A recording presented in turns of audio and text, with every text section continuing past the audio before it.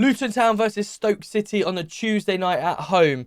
18th place versus 15th place. Both teams struggling for form at the moment, and an injury crisis that Luton Town really can't afford to have right now. In today's video, we're going to be digesting all about the match, where we think they're going to be, what lineup we're going to have, and what Stoke City are like. And if you do like today's video, make sure you hit that like button and the sub. It really would help because I'm on the road to 5,000 subscribers. Let's set a like target of 80 likes in today's video. Today's opponents are going to be Stoke City, currently sitting in 15th place. They're sitting on 21 points, 2 points above Luton Town. They have won 5 games, the same amount of games as Luton Town.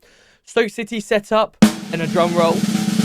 4-2-3-1, the same as what every other team that we faced this season have practically set up in. They had previously set up in a 3-5-2 against Burnley, which they lost 2-0. But overlooking all the last 3 or 4 games, they have been playing a 4-2-3-1. Latest one at Sunderland when they lost 2-1.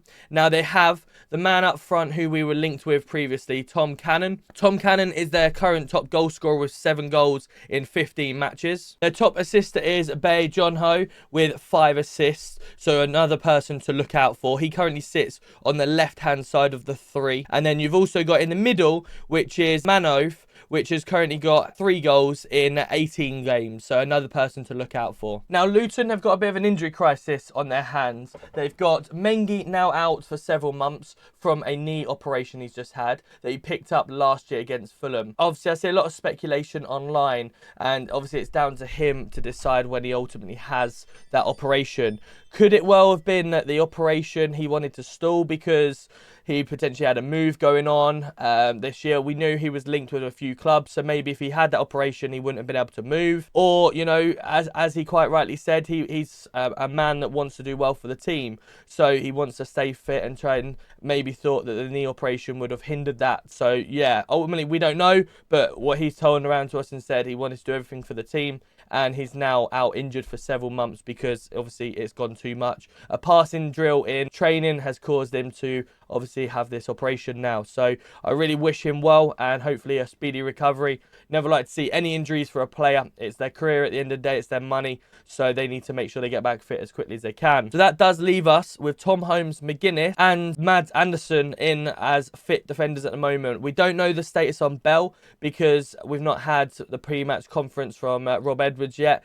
Hopefully he's going to be fit, but if he is any sort of doubt, I'd rather leave him till Saturday just to make sure, because Bell is one of our consistent defenders. So I think that kind of forces Rob Edwards into a 4 at the back. He tried to play 3 still at the back against Swansea when Mads Anderson come on, but if I'm the manager and I've got 3 fit defenders, I don't want to play all 3 defenders at once, because what if one of them gets injured, then we're completely stuffed.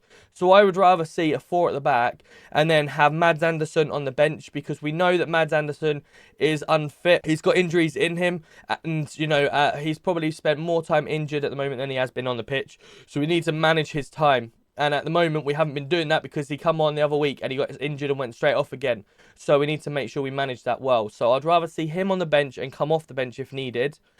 We have Tom Holmes and McGuinness in the middle, Hashi on the right, and then we're going to have to put Moses on the left. I think that will then kind of force us into a potential 4-3-3. Who would you then put on the left? We saw Chongi went on the left against Norwich. So Chongi could do a job there again, but when he tried to push him into a back 5 as a left wing back, it didn't really work. So how I've kind of seen us being set up with the 4-3-3. The 4 at the back, as I said, Clark, Klaus and Chongi, and then Brown, Adebayo and Morris up front.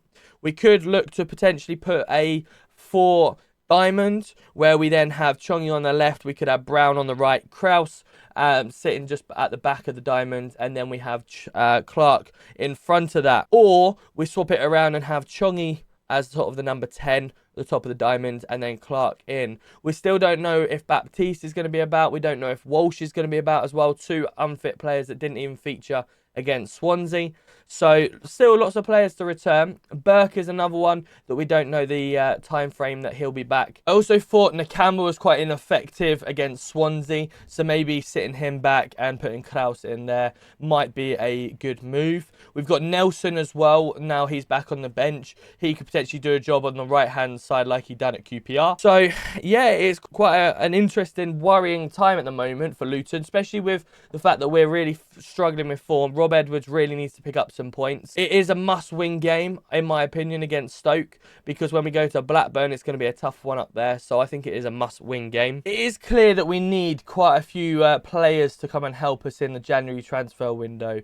A left-sided player, a right-sided player, someone a bit of pace, someone to be able to pick the ball up in the middle and work with it. What happens with Rob Edwards? Still, obviously, I've always still been on the fence of trying to keep him. I feel that I want him to turn it around and stuff like that. You know, that the stubbornness not to change things, as we say, when forcing him to like a 4 at the back or whatever. We played well against Norwich, in my opinion, with the 4-4-2 that I thought we saw.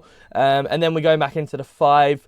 I want to see us, you know, last year and the year before, we were a second win team almost. The second half changed it up and players come off the bench and really made an impact. It almost feels this year he's really scared to make some changes, and if there's some that do make some changes, they're not working. Sticking with this 5 at the back, not working in a lot of games as we've seen, but it's not being changed. Sheffield United away, we were 60, 70 minutes gone by, still hadn't made a change and still hadn't changed the formation. Various games like that we've seen this season where we're just not changing it up and changing our tactics away from that 5 at the back, which is the worrying side for me. Whether that means, like, I'm now kind of looking in the stands thinking, do we actually have a plan B? Because it doesn't look like it when we're on the field. It almost looks like we've got that one game plan, we're going there, if it doesn't work, we'll just change some of the players. We won't change necessarily the formation that much. Now, obviously, I'm not tactically minded. I don't know much about the side of things. I'm just looking as an observer and a spectator, and that's kind of what it's looking like from us from there. So, you know, what it looks like as a actual coach. Yeah, that's the only thing I can think about. So I know there's a lot of people now sort of on the Edwards outside of things. How do we get Edwards to turn this around? Does he need help in January, or does he need to just forget what he's currently doing with the 3 and go to sort of a 4 or change it up that way? Or do we change the coaching staff instead? I don't know. I don't know the answer. I'm not technically minded enough. My brain is not that way of thinking to what do we change. I know a lot of people just jump in and saying, yep, get rid of Rob Edwards. But yeah, you can look at certain teams like West Ham, for instance, getting rid of Moyes. And now look where they're in a position. They're about to sack their manager again. You've got other teams with that type of situation. May not necessarily just be the manager that's causing the issues. Players have got to take the responsibility for it as well. They're not performing how they should be, how they were previously. Yeah, look forward to seeing the result on Tuesday. All I hope is that we turn up and put a good performance in, because we need to. And if you did like today's video, smash that like button, hit the sub. I'll look forward to seeing you on Tuesday evening for the vlog.